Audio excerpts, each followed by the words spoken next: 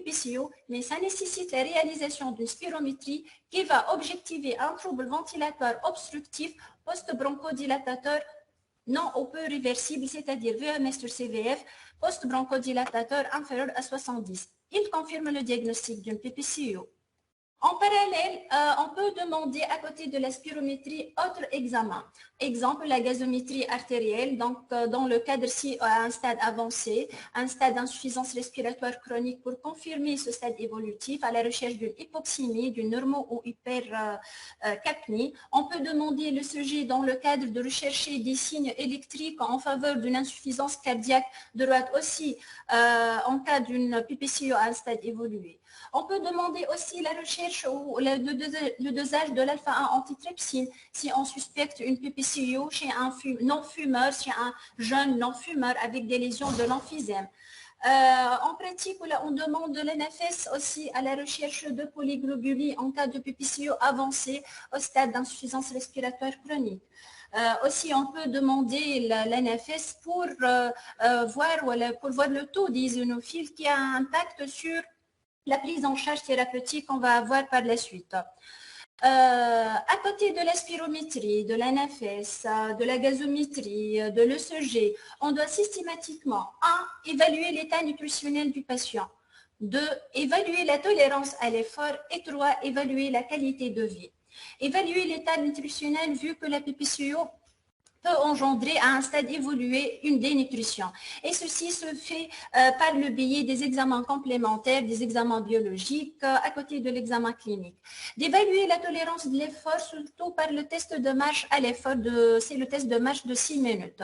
Et évaluer la qualité de vie à l'aide d'un questionnaire qui intègre les symptômes du patient, ses activités, l'impact de la maladie sur son quotidien.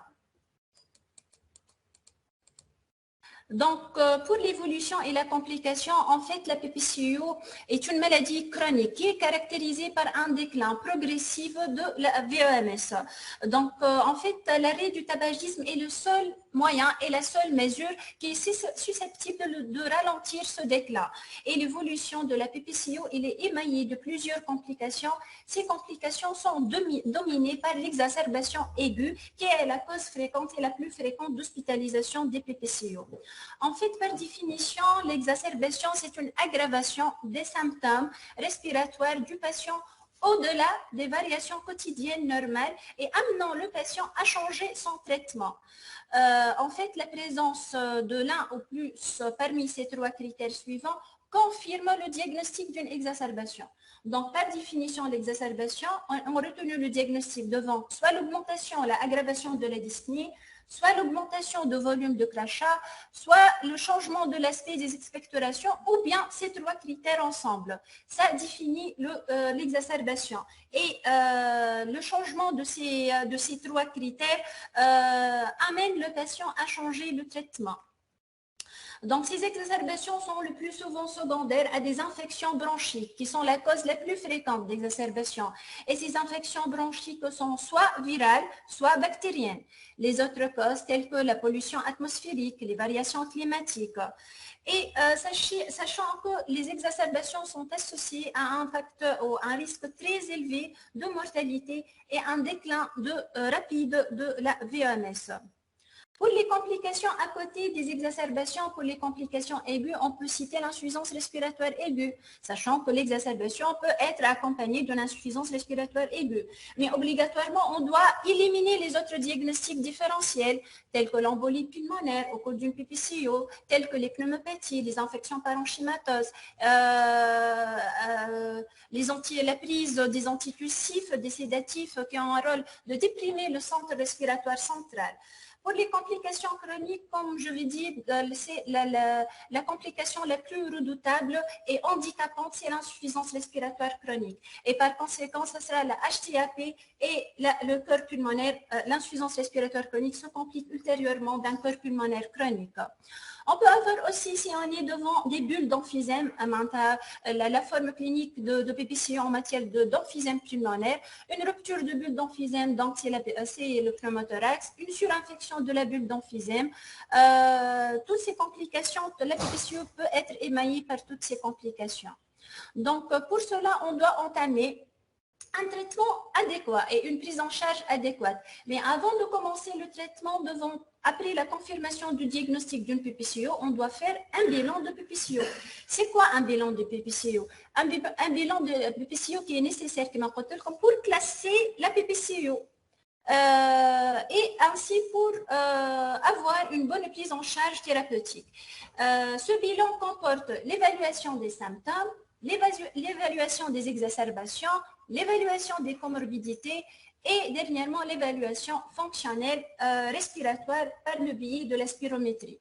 Donc, après la confirmation du diagnostic de PPCO, de quelle classe, voilà, nous sommes devant quelle classe de PPCO? On doit répondre à cette question après l'évaluation des symptômes, des exacerbations, de la fonction respiratoire et des comorbidités. Pour l'évaluation des symptômes, se fait via des échelles et des scores. Pour l'échelle, on a l'échelle, pour évaluer la dyspnée, c'est l'échelle de MMRC. Et pour l'évaluation de la dyspnée et tout expectoration qui sont les symptômes de la PPCO, on a le score de 4. Donc, un PPCO peu symptomatique, c'est-à-dire une MMRC qui est entre 0 et 1, ou bien 4 qui est inférieur à 10. Alors qu'un PPCO symptomatique, si le MMRC il est supérieur à 2, strictement supérieur à 2, ou 4 qui est supérieur à 10. Eh bien, 1, c'est l'évaluation des symptômes. 2, évaluation des exacerbations. C'est-à-dire nombre d'exacerbations par an, la gravité des exacerbations. Est-ce qu'il s'agit d'exacerbations légères, modérées ou sévères? Légères, juste, il y a un recours au bêta-2 courte durée d'action et sévère, il y a un recours à l'hospitalisation du patient. Pour l'évaluation fonctionnelle respiratoire se fait par la spirométrie. En fait, la spirométrie a deux objectifs en matière de PPCO. Un, pour confirmer le diagnostic par le rapport qui est inférieur à 70 en bronchodilatation. Et deuxièmement, elle évalue la sévérité de la maladie. C'est la classification GOLD, sévérité de la maladie, en calculant la VMS kiff-kiff post-bronchodilatateur. Donc, nous sommes devant 4 classes, soit qu'il s'agit d'un déficit qui est déficit ventilatoire obstructif léger, modéré, sévère ou très sévère.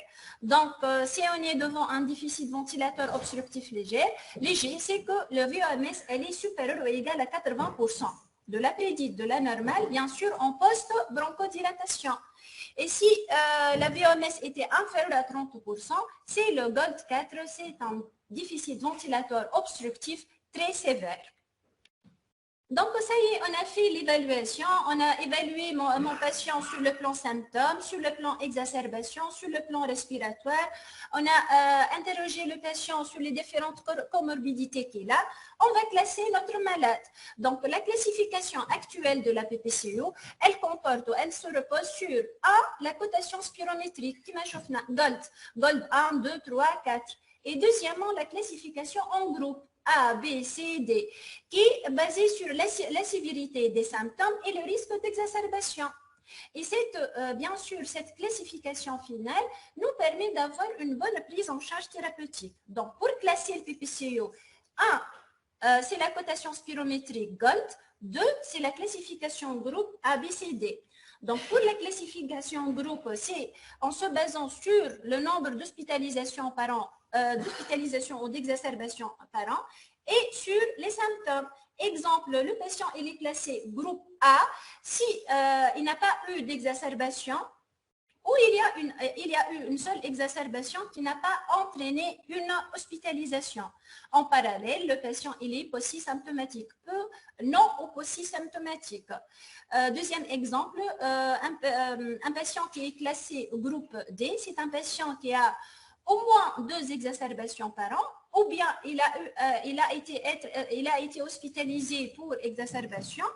En plus, ce patient, il est symptomatique. Il a une dyspnée d'effort qui est cotée plus que 2 à l'échelle de MMRC. Et il a un score de 4 qui est supérieur ou égal à 10. Donc, revenons à M. Ahmed. Donc, M. Mohamed plutôt a un score de 4 à 18 avec un VMS à 55% de la théorie composte bronchodilation.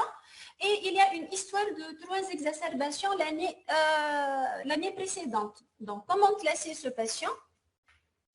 Marie m'attend les résultats. L'affichage, malheureusement. Oui. score 4. هو لو فيت تشوفوا فما بلوس بو كو دو احنا في لا بي بي سي او عندنا جروب وستات صحيح ولا؟ باهي نبداو تحبوا بالستاد ولا بالجروب؟ شنو اللي شديتوه قبل؟ الجولد ولا الجروب؟ جولد باهي الجولد. الجولد دونك on a un VMS qui est à 55%. Donc voici le gold. Donc 55% c'est un VMS qui est compris entre 50 et 80%. Donc c'est gold de quel groupe? Histoire de 3 exacerbations par an avec un score de 4 à 18. Donc de quel groupe? Donc, groupe D. Donc il est supérieur à 2 avec une hospitalisation CD avec un 4 qui est à 18. Donc c'est un groupe D. Gold 2. Voilà, c'est clair? Ouais. Bien sûr, le diagnostic d'une bronchopneumopathie chronique obstructive doit être fait après élimination des autres diagnostics, bien sûr. On a surtout l'asthme à dyspnée continue qui est caractérisé aussi par un trouble ventilatoire obstructif, même en post-bronchodilatation. L'insuffisance cardiaque gauche au cours des poussées d'insuffisance cardiaque peut simuler le tableau de PPCO. La dilatation de bronche peut simuler la PPCO en matière de taux et crachat chronique. Et la quatrième cause, le quatrième diagnostic différentiel, ce sont les bronchiolites.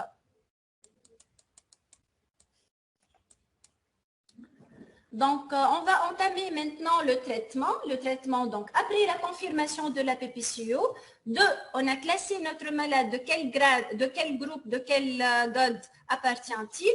On va programmer le traitement.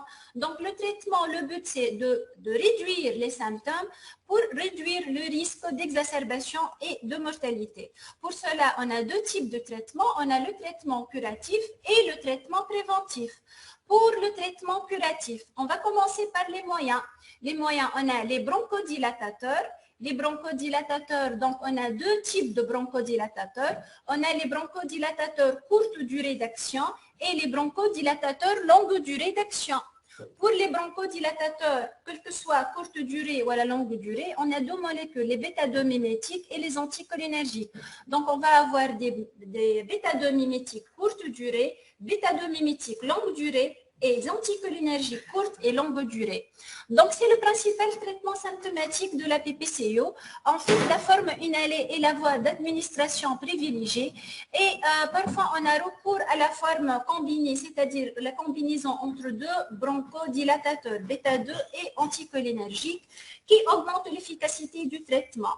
Il reste la forme à longue durée d'action qui est la plus efficace. Donc, pour les bêta-2 sympathomimétiques, c'est-à-dire bêta-2, on trouve les bêta-2 courte durée d'action qui s'appellent SABA short en anglais. Donc, le SABA tel que la ventoline, qui est le salbutamol, et la brécanil, c'est la terbutaline.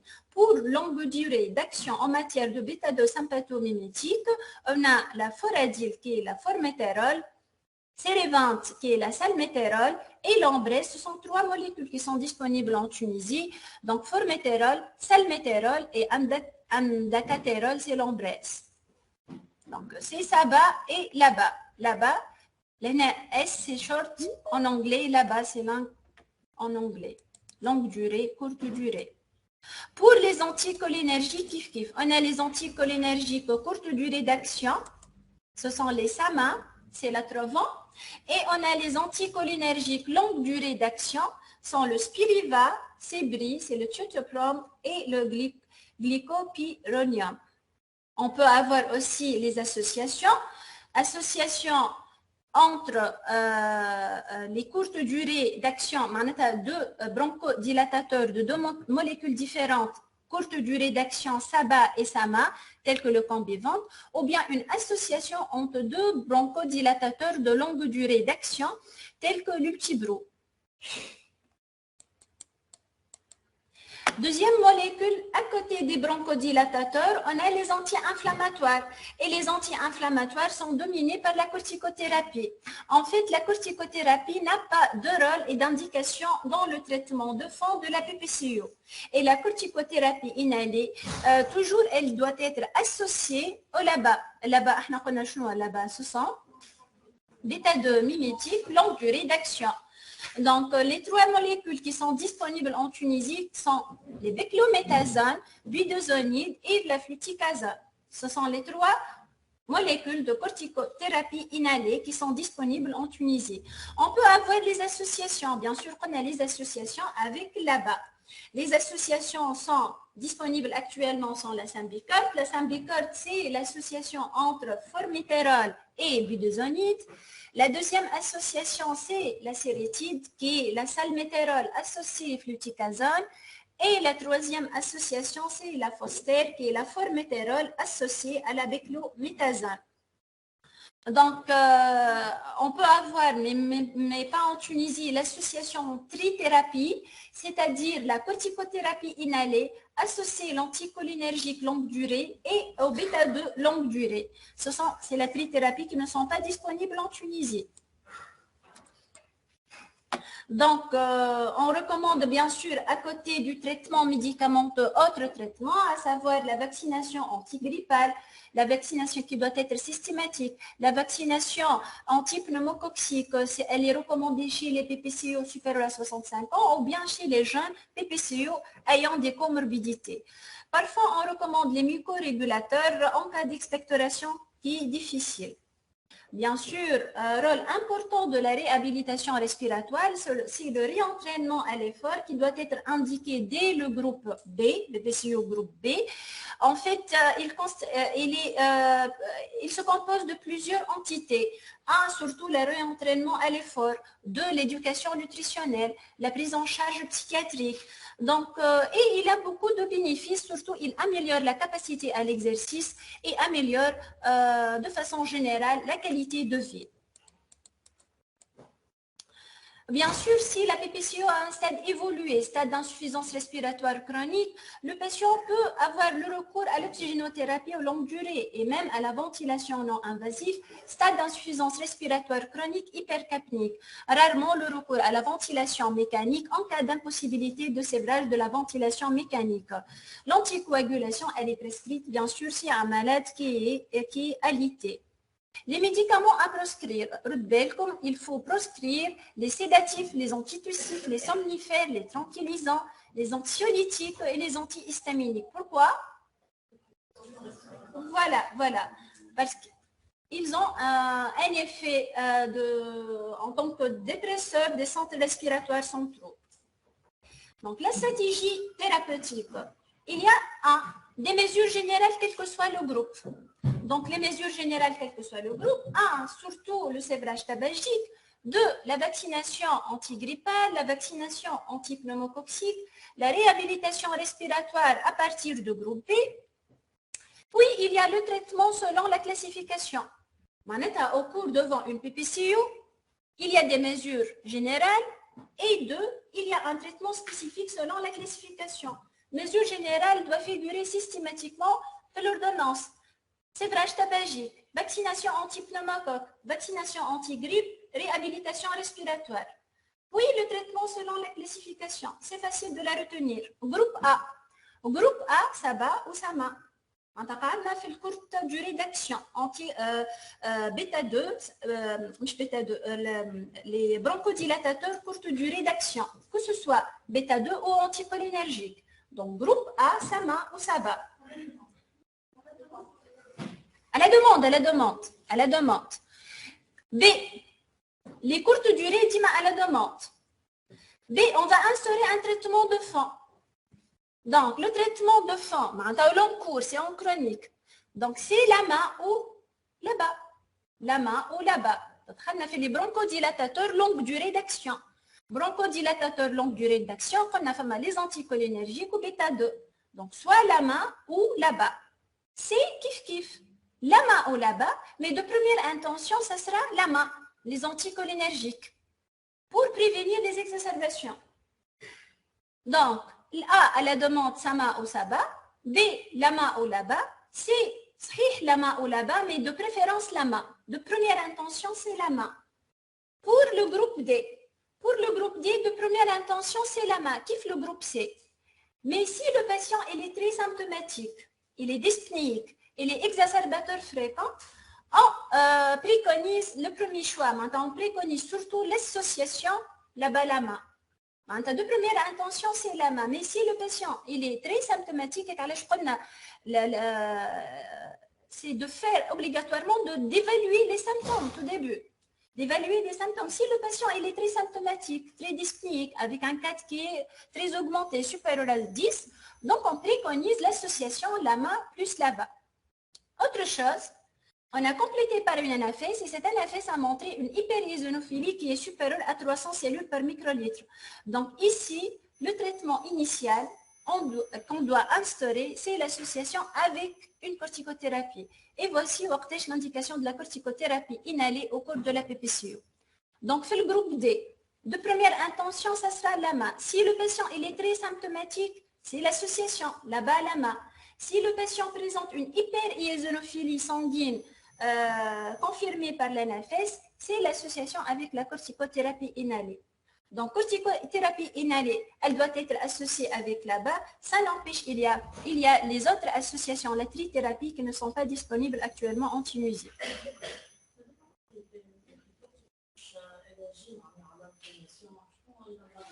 مش PNN, eosinophile. Au cours de la PPCO et sur la physiopathe, il y a une hyperéosinophilie sanguine. Donc, elle va agir sur la composante en tant qu'anti-inflammatoire sur ces cellules inflammatoires. En matière de PPCO, il y a deux phénotypes. Une hyperéosinophilie sanguine. Il y a d'autres patients qui n'ont pas l'hyperéosinophilie sanguine. Donc, si jamais j'ai détecté cette hyperéosinophilie sanguine, je dois associer obligatoirement la corticothérapie inhalée qui a montré ses bénéfices sur les inflammations qui se voient au cours de la PPCO au niveau des voies aériennes. Voilà. Mais malheureusement, ce n'est pas ça sur le plan pratique. Ce n'est pas ça sur le plan pratique. Ça marche?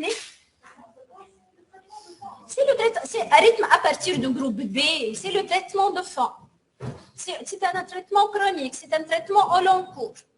Seul le groupe A fait la courte durée d'action à la demande. Sur le plan pratique, malheureusement, ce n'est pas ça. Vu la manque de médicaments, ou surtout les bronchodilatateurs à l'hôpital. Et le niveau socio-économique des différents patients qui est moyen. Kamlo. Bien sûr, à côté du traitement curatif, il y a le traitement préventif.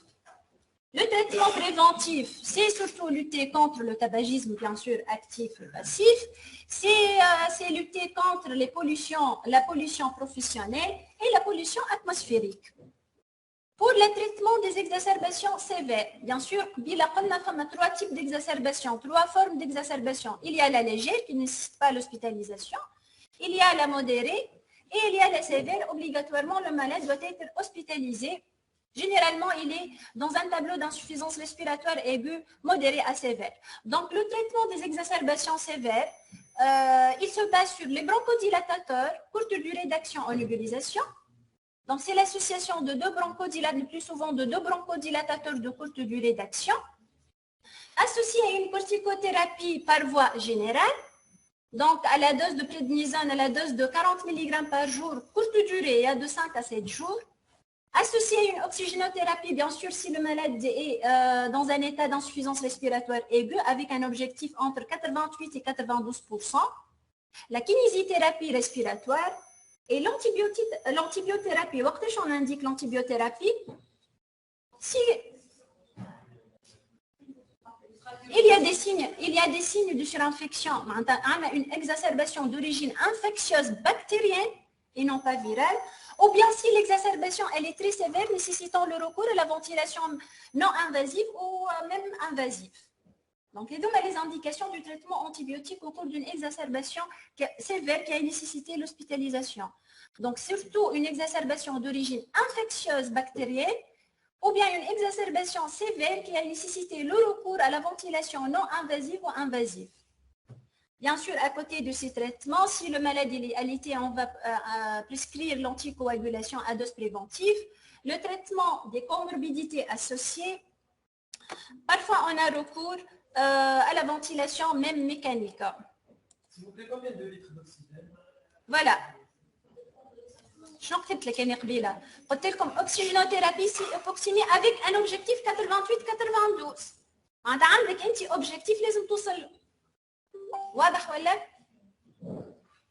عندك اوبجيكتيف لازم توصل له quelle que soit les modalités de l'oxygénothérapie, par lunette nasale, par sonde nasale, par ventilation, invasive ou non invasive. عندك un objectif, c'est entre 88 et 92%.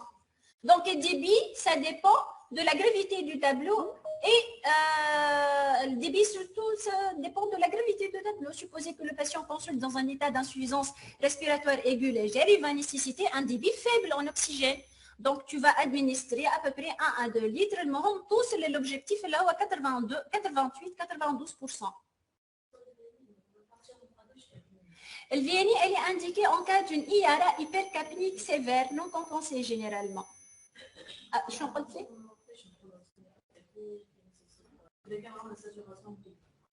Saturation mrigle. Avec saturation mrigle, tu dois l'évaluer par une gazométrie de contrôle. Initialement, le patient il est dans un état d'insuffisance respiratoire aiguë. Tu dois évaluer la gravité du tableau de l'insuffisance respiratoire aiguë. S'agit-il d'une IRA légère, modérée, sévère? Donc, tu vas mettre le patient sous oxygène. Mais tu vas contrôler ton patient cliniquement et gazométriquement. S'il n'y a pas une amélioration ni clinique ni gazométrie avec une acidose respiratoire non compensée, ou à l'indication d'une ventilation non invasive.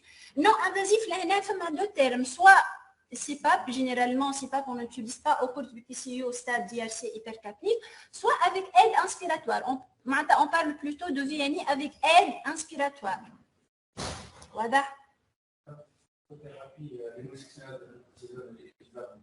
Oui, si. L'équivalent de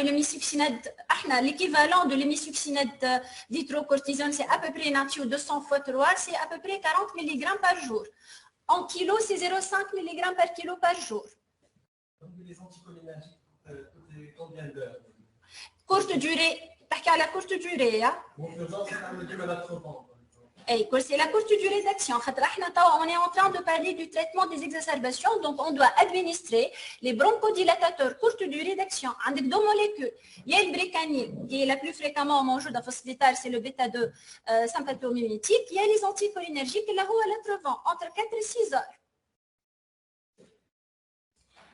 Bon, pour l'antibiothérapie, comme l'antibiothérapie, elle est indiquée en matière d'exacerbation si l'exacerbation elle est sévère, qui a nécessité la ventilation mécanique ou la non invasive, ou bien on a documenté une infection bactérienne sous-jacente. Donc, la première molécule qui est recommandée, c'est l'amoxicilline seulement. Mais en cas de non-amélioration, ça sera l'association amoxicilline acide clave. Bien sûr, après élimination d'une allergie à la pénicilline, à la dose de 1 g x 3 g par jour. Si le patient il va nécessiter une ventilation soit invasive ou non invasive, l'antibiothérapie doit être passée par voie systémique, quel que soit l'aspect des expectorations. On recommande le C3G injectable ou la lévofloxacine. Donc, de façon générale, exacerbation qui a nécessité l'hospitalisation, pas de l'antibiotique, il est recommandé si sévère nécessitant la ventilation ou bien une infection bactérienne. L'antibiotique le plus recommandé, c'est l'amoxicilline 3 g par jour. S'il s'agit d'une infection sévère, un tableau qui est sévère, ce sont les C3G ou bien la lévofloxacine. Non. Oh. Si pas d'amélioration, mais le patient, s'il n'y a pas, on n'a pas eu l'amélioration et le patient n'a pas nécessité l'appareillage, donc on peut associer l'acide clave, l'amoxicilline, acide clave. Donc revenons à M. Mohamed. Donc PPCU groupe Gold 2, groupe D. Quel traitement de fond? Il n'est pas en exacerbation le patient. Quel traitement de fond préconisez-vous? C'est le groupe D. Lama de première intention. B. Zid نثبت يعني un score 4-18. VOMS 55%, histoire de 3 exacerbations. Est-ce que le patient il est symptomatique? Le patient il est très symptomatique, supérieur à 18, le score de 4. Donc je dois associer la main et la bas. B. نعمل NFS. إذا عندي une hyperéosinophilie, je change la corticostéroïde inhalée avec la bas. Ou quand عندي le trithérapie, ça sera mieux. Y a-t-il des questions? نتعداو pour les quiz. باش تجاوبوني معناتها توا وحدكم. هذوما باش نعمل لهم انيماسيون. فما لي ريبونس بصراحه.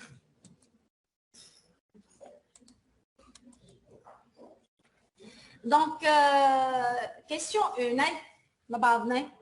chez un patient ayant une PPCO de groupe D, sous traitement à base de bêta-2-mimétique de longue durée d'action par voie inhalée ou encore symptomatique hein, avec une dyspnée d'effort stade 2 MMRC, vous recommandez, oui ou non, l'association d'un autre bronchodilatateur type anticholinergique de longue durée d'action? Oui. Anti groupe D. Première intention, c'est la main. Très symptomatique, là-bas la main. Association. L'association à un corticoïde inhalé. Si hyperéosinophilie, oui. L'association d'une base exantique type thiophilie. Mais n'est plus recommandé, mais malheureusement, on n'a pas d'autre solution. D. La prescription d'une corticothérapie systémique au traitement de fond. Non, elle n'est pas recommandée. E, la prescription d'une antibiothérapie. Non. Donc, c'est la réponse est A ou B. Si, on a complété par une NFS et on a trouvé une hyperéosinophilie. Deux, une hospitalisation est indiquée au cours d'une exacerbation aiguë d'une PPCO en cas de présence de comorbidité. Oui. D'autres fait les facteurs de risque de gravité, d'une exacerbation. B. Présence d'une hypotension artérielle avec une tachycardie. Ce sont des signes de gravité hémodynamique. Oui. Incertitude de diagnostic. Est-ce que vraiment c'est une exacerbation? C'est une embolie pulmonaire, c'est un pneumothorax. Donc c'est une indication pour hospitaliser le patient. D. Virage de la couleur des expectorations. Même l'exacerbation aiguë légère, par définition, il y a un virage de la couleur des expectorations. Et E, une PaO2 à 54 mm de mercure au niveau de la gazométrie. Oui, c'est une IARA, c'est une hypoxémie. Donc les bonnes réponses, A, B, C, on cite le E ou E. Donc, troisième question. Parmi les facteurs suivants, citez ceux qui sont impliqués dans la jeunesse de la PPCO. Le tabagisme actif. Oui. L'amiante. Non. Dans quelle pathologie? Je comprends lui. L'amiante, il est incriminé dans surtout les pathologies pleurales. Donc, chez les pathologies pleurales, on a deux types, soit malignes et soit bénignes. Et le maligne, c'est les mésothélium mala. Oui, bénigne, c'est l'asbestose. Donc, l'amiante, ce n'est pas un facteur de risque de PPCO, tout simplement. Troisièmement, les poussières de textile. Non, c'est plutôt l'asthme. Les fumées de bois. Oui. Les fanères d'animaux. Non. Donc, c'est A, D.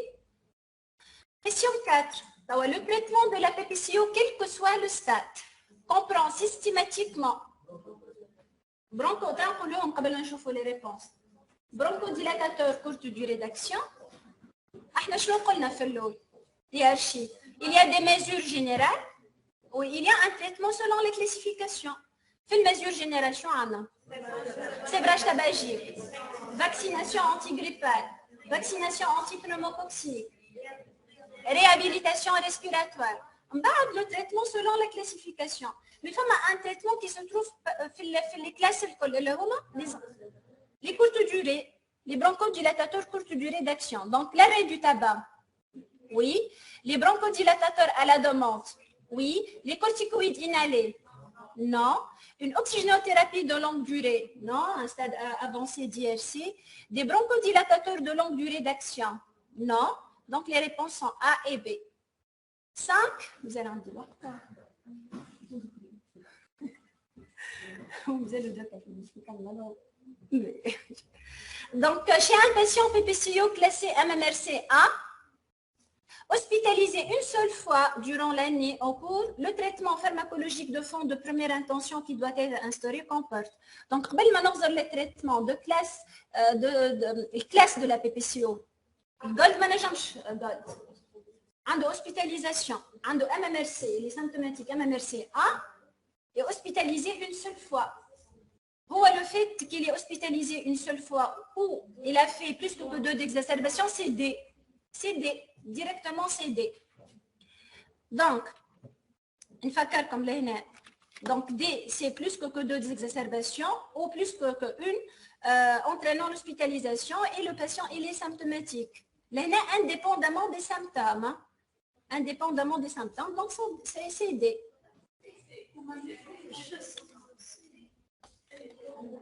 اي انتم صحاح واني غلطه سي حاجه باهيه دونك سي خاطر MMRCA انا مش بي MMRCA 2 دونك سي MMRCA دونك لنا نفكركم في التريتمون والكلاسيفيكاسيون دونك سي بروميير انتونسيون شنو لما دونك هذوما رجعنا دونك بيتا دو ادرينرجيك دو لونغ دوري d'action seul قلنا هو سي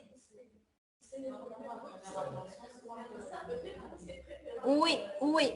Association d'un bêta-2 de longue durée d'action à un anticholinergique de longue durée d'action. Non, on a C. Donc, association corticothérapie inhalée à un bêta-2. Non. Anticholinergique de longue durée d'action seul. Non. Corticothérapie seule. Non. B.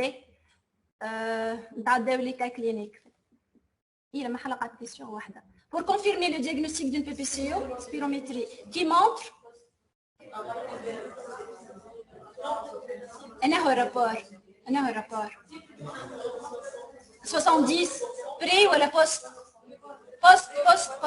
post bronchodilation. On peut commencer le traitement sans attendre la spirométrie. Ouais. Si on suspecte, la confirmation de la PPCO passe obligatoirement par la spirométrie. Donc, théoriquement, tu ne dois pas commencer le traitement avant la confirmation du diagnostic. La spirométrie, elle te permet, 1, de confirmer le diagnostic, 2, de classer ton malade. Surtout, le deuxième objectif de la spirométrie, ça t'aide à avoir une bonne prise en charge thérapeutique après la classification du patient. Sur le plan pratique, on a demandé pour 13 évalués pour la احفظ الحاجة صحيحة. انت عندك des symptômes chroniques associés à une exposition au tabac. Donc, spirométrie pour confirmer le diagnostic. Tu as confirmé le diagnostic de quelle classe cette BPCO? Tu as classé ton malade. C'est quoi le traitement de fond? Point à la ligne. Il pratique حاجة أخرى. Oui, bien sûr.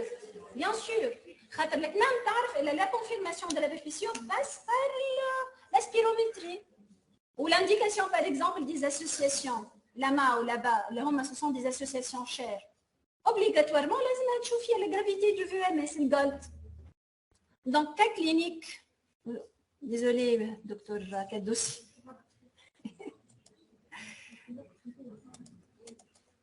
Donc, c'est un patient âgé, c'est un patient âgé de 61 ans, ancien tabagique, à 70 paquets années. Il est suivi pour PPCO post-tabagique. GOLD 4. GOLD 4, معناتها VMS قداش؟ inférieur à 30%. 30% de la en post-bronchodilatation. Il consulte pour aggravation de ces dyspnées avec des expectorations purulentes. À l'examen physique, on trouve une fréquence respiratoire à 28, il est polypnique, des râles sibilants et ronflants au deux champs pulmonaires et il était fébrile à 38,2 degrés Celsius. La radiographie thoracique montre une distension thoracique et à la gazométrie, on a pH 7,33, PA2 45 mm de mercure, PCO2 52 mm de mercure et Bicar à 28 mmol par litre. Interprétez la gazométrie.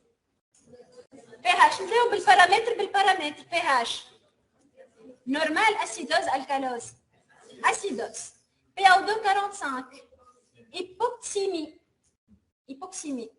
PCO2 52, hypercapnie, donc pH, mal le PCO2, mal le PaO2, c'est une acidose. Acidose chimique respiratoire, nous le bécar 28, acidose respiratoire.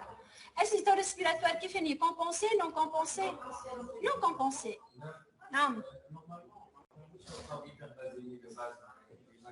Avec un stade, mais tous les malades ont l'insuffisance respiratoire chronique. L'insuffisance respiratoire chronique, certes, c'est un état évolutif de toute pathologie pulmonaire chronique, y compris la PPCO. Mais pas tous les malades ayant une PPCO évoluent vers l'IRC. Pas obligatoirement, qui dit l'urgence PPCO, pas obligatoirement le stade d'IRC. Mais pas obligatoirement, je te le dis, l'RC élevé. pH acide, il est non compensé. C'est une COH moins normale. Le patient est sans antécédent pathologique. Quand il est diabétique, insuffisance rénale, il est suivi pour tubulopathie, on peut le faire mix. Mais le patient il est sans antécédent à part la PPCO. Tu as supposé le bécar initial, elle est normale. Donc l'aîné, elle est normale, 28. Avec un pH qui est acide. Donc c'est une acidose respiratoire non compensée. C'est l'IARA. C'est une IARA hypercapnique sévère. Quel est votre diagnostic devant ce tableau? PPCO. Donc PPCO, qui consulte PPCO Gold Day, qui consulte pour IARA hypercapnique. C'est une IARA hypercapnique sévère. Avec une dyspnée, aggravation de dyspnée, surtout l'aggravation de dyspnée et des expectorations purulentes. C'est en faveur de quel diagnostic? L'exacerbation aiguë de la PPCO. Mais cette exacerbation aiguë de la PPCO, de quelle gravité? Légère, modérée, sévère. Donc, il s'agit d'une exacerbation aiguë sévère. Nous sommes devant un tableau d'IARA sévère hypercapnique. Donc, c'est sévère. Donc, citer les mesures thérapeutiques à instaurer chez ce patient en urgence. Oxygénothérapie. L'oxygène, je suis partie. Hospitalisation. Hospitalisation. Donc, 1, l'hospitalisation. 2, c'est l'oxygénothérapie. Je vais oxygénothérapie avec un objectif 88-92%, indépendamment de la modalité. Tu vas contrôler ton malade sur le plan clinique et sur le plan gazométrique et tu vas indiquer si absence d'amélioration, la ventilation ou non, de mettre ou non la ventilation non invasive. Donc, EMBAD, c'est une exacerbation. Donc, les nébulisations à base de bronchodilatateurs. Les bronchodilatateurs sont de courte durée d'action, deux molécules. On dit les bêta-2 sympathomimétiques et on dit les anticholinergiques. La corticothérapie, tu dois préciser. Inhalé, systémique, par voie générale, à la dose 2. Pour les mésuccinates. Pour le prédnisane, 40 mg, c'est à peu près 0,5 mg par jour. Et durée, 5 à 7 jours. Associé à autre que ces traitements, je me le patient, c'est une exacerbation qui finit sévère. Comme à l'indication de traitement antibiotique ou déjà, la fièvre ne contrôle. L'infection virale, là, j'entends une exacerbation légère suite à une infection virale. Et ce n'est pas l'indication pour l'antibiothérapie. Donc, l'antibiothérapie, elle est indiquée, nous sommes devant une exacerbation qui est sévère. L'antibiothérapie, la kinésithérapie de drainage, bien sûr, la corticoïde, des corticoïdes systémiques. Deuxième cas clinique. Est-ce que les crachats, on peut les envoyer à l'examen?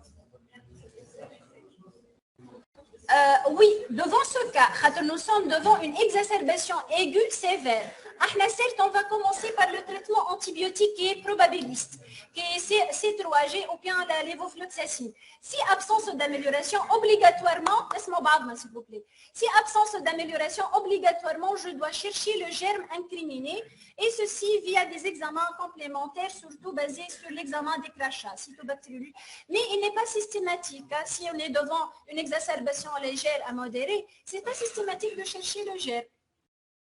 Donc, deuxième cas, c'est à propos de monsieur qui est âgé de 55 ans, tabagiste à 38 paquets années, chauffeur de taxi, sans antécédent, consulte pour une dyspnée d'effort stade 2, évoluant depuis 5 mois, stade 2 MMRC bien sûr. L'interrogatoire trouve une toux et des expectorations matinales chroniques depuis plus que 3 ans. C'est quoi, Evia? Toux crachant. C'est bronchite chronique. Associé dyspnée d'effort, quel est le diagnostic le plus probable? Obstructif, donc c'est une entité de la PPCO. Je dois la confirmer par chemin. Spirométrie simple ou avec test de réversibilité. Spirométrie avec test de réversibilité. Donc, négligé par le malade avec 3 épisodes infectieux bronchiques durant la période hivernale la dernière année. L'examen physique révèle un rythme cardiaque à 88 battements minutes normal et une tension artérielle à 12,8 normal, son rythme respiratoire à 18 cycles normal, donc le maladie est stable avec auscultation pulmonaire, quelques rares ronflements au bas. Le diagnostic d'une bronchopneumopathie obstructive était évoqué et les résultats de la mesure de la fonction respiratoire sont les suivantes. Donc, avant bêta-2 mimétique, donc par rapport à la théorique bien sûr, la VOMS, la VOMS était à 43%, soit 1 litre 13,13, et après, elle est devenue à 45%. C'est-à-dire le VOMS. L'indice de dyspnée ou bien le rapport VOMS sur CVF, 61% avant la bronchodilatation et après la bronchodilatation, c'est 59,6%. Est-ce qu'on a confirmé le diagnostic d'une PPCO? Oui. Quel est l'argument spirométrique? Rapport de dyspnée qui est inférieur à 70% en post-bronchodilatation, à 59,6%.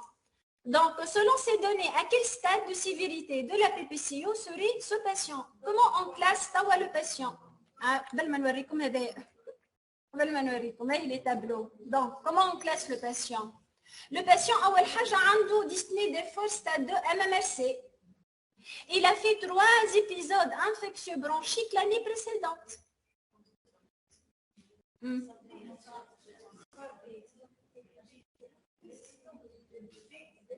Donc, le fait il est supérieur à 2. Je pose.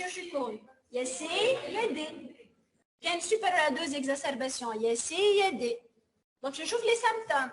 Les symptômes, je suis d'effort stade 2. 2, donc, classe D. Donc, comme tableau. Donc, on est supérieur 3 exacerbations, donc c'est C ou la D. On a dyspnée d'effort classé 2 selon MMRC. Donc, nous sommes devant D. D. هذه بالنسبة للجروب. بالنسبة للجالت. Le VOMS post-bronchodilatation قداش عندي؟ Post-bronchodilatation à 45%. Post-bronchodilatation à 45%. معناتها نتفكروهم. Il est inférieur à 80. Les groupes, il y a supérieur à 80, il y a entre 50 et 80, 30 et 50, il y a inférieur à 30. Donc, 3. Donc, Gold 3, groupe D. Citez les autres examens complémentaires qui vous permettent d'évaluer la sévérité de la PPCO. On doit évaluer sur le plan fonctionnel respiratoire, sur le plan symptômes, sur le plan exacerbation, sur le plan comorbidité. Je mets les autres examens. Pratiquement,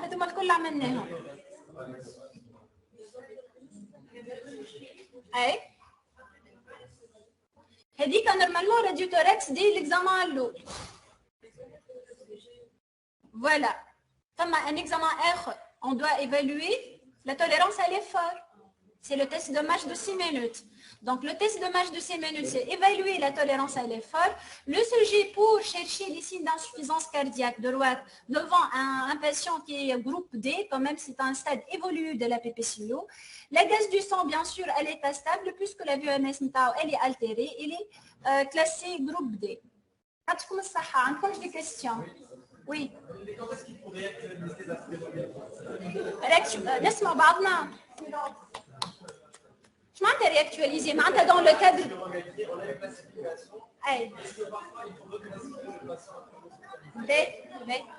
Laisse-moi بعضنا.